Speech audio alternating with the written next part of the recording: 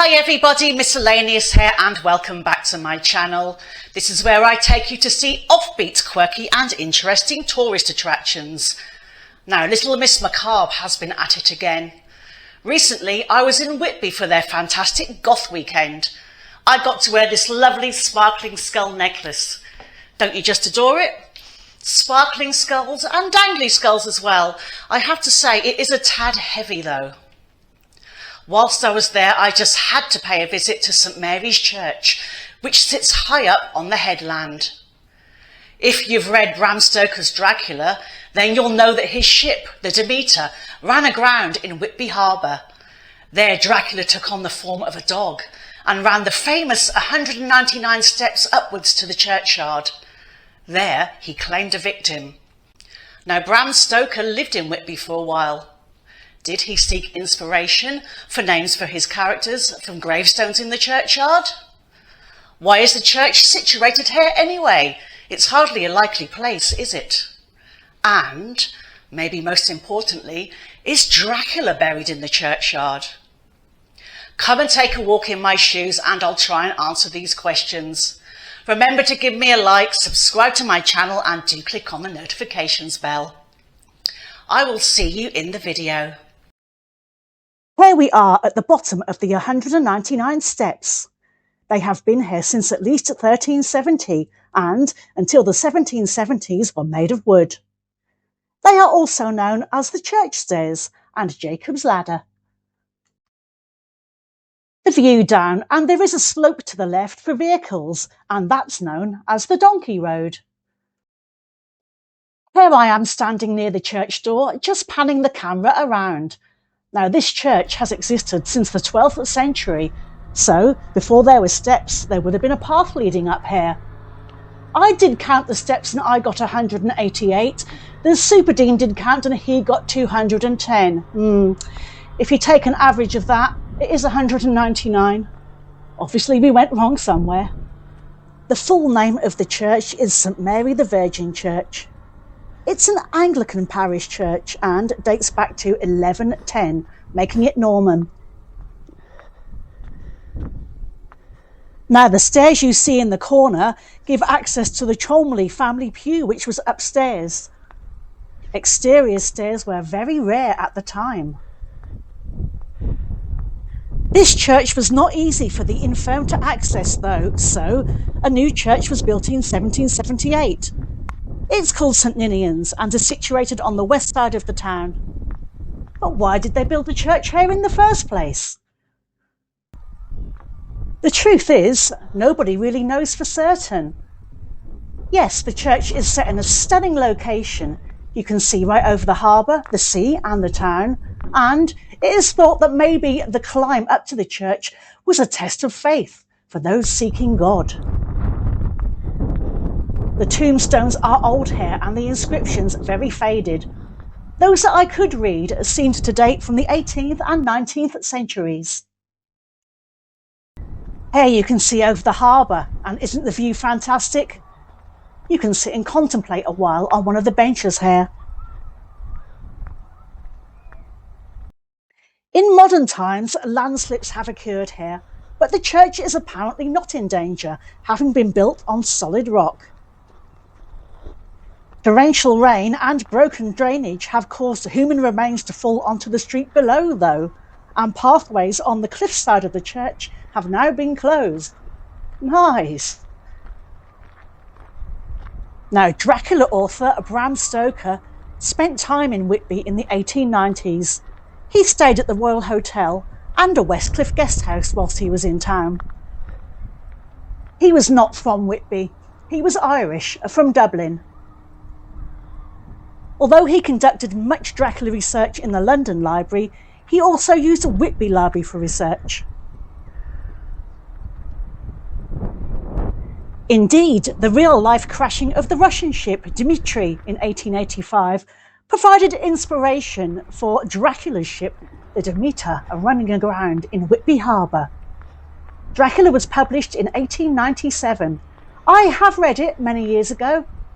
I think I'm inspired to give it another try. I have a copy in my bookcase. Did Bram Stoker use names on gravestones as inspiration for characters? Very likely.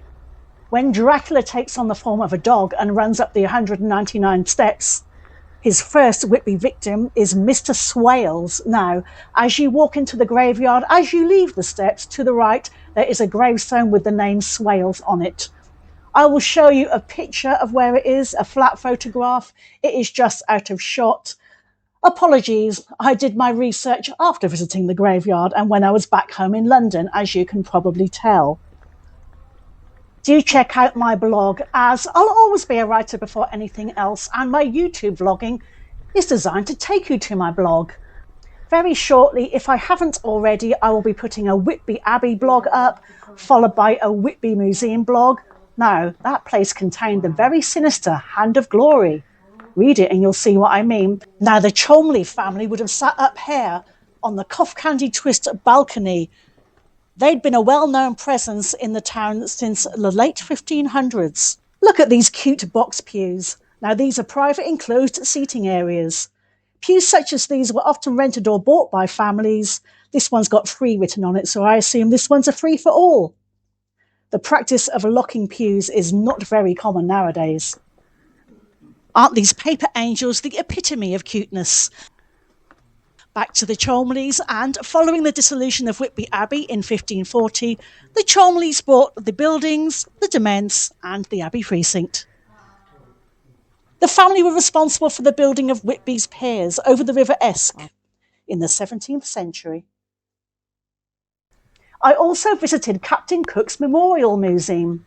He's from around here, and he did used to worship in this very church. Incidentally, when you walk up the 199 steps, you will see intermittent benches along the way. Only they are not benches, they are coffin rests, to give the pallbearers much-needed breaks when bringing the dead up to the church for burial. If you were well off, then you could afford for a hearse to take your body up to the church, using the road alongside. Most of the interior dates back to the late 18th century, and the church was enlarged in the early 19th century.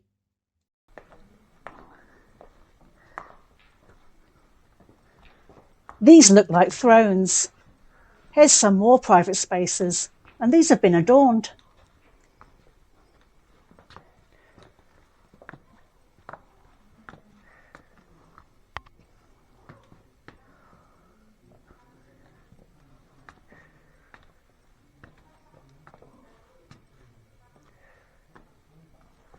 Here you can write prayers to your loved ones down.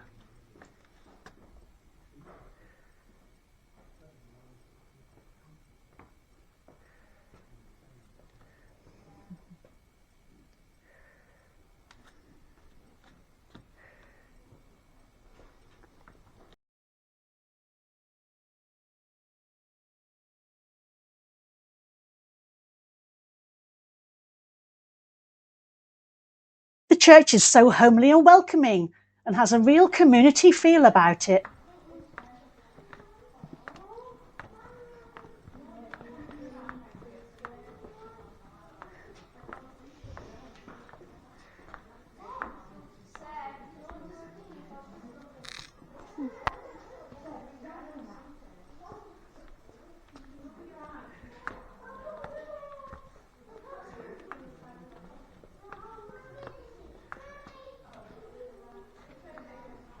A randomly placed chair blocking this mini aisle, and this sign says it was the church maid's job to cover the pews to stop chimney smuts from cottages below the church spoiling people's Sunday best.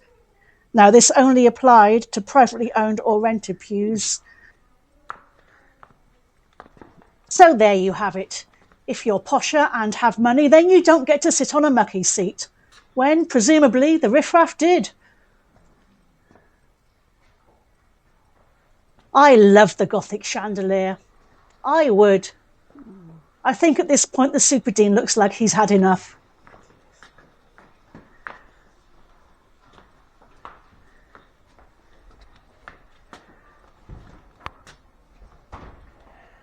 At the back here you have the War Memorial,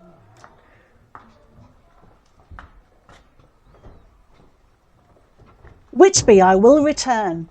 Apart from checking out the Swale's grave, I have heard that there's a headstone in the churchyard marked Humpty Dumpty. I'm intrigued.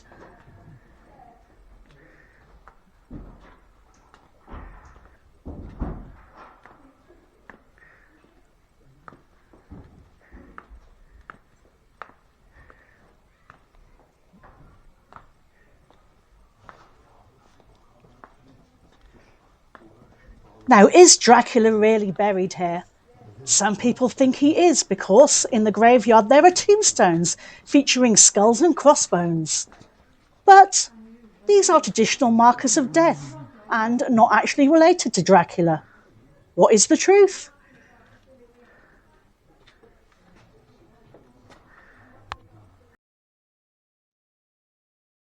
As you leave, they've got a little shop where you can pick up second-hand books amongst other things.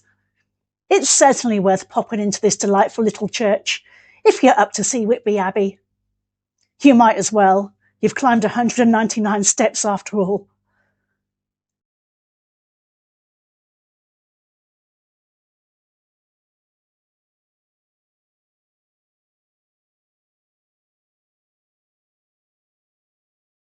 I just want to show you a view of the church walking from this angle down from Whitby Abbey. As you can see the Cholmley exterior stairs quite clearly. Now, in answer to the question, is Dracula buried here? Look at this sign on the door. It says that he's not. And of course he's not. Dracula does not exist. He's a fictitious character. Thank you for watching, and I do hope you enjoyed the video. Leave me a comment telling me what you thought, and don't forget to give me a like and subscribe to my channel. You might want to click on the notification bell too, as very soon I will be putting up a Whitby Abbey vlog. That's if it's not up already. Until then, ta-ta for now.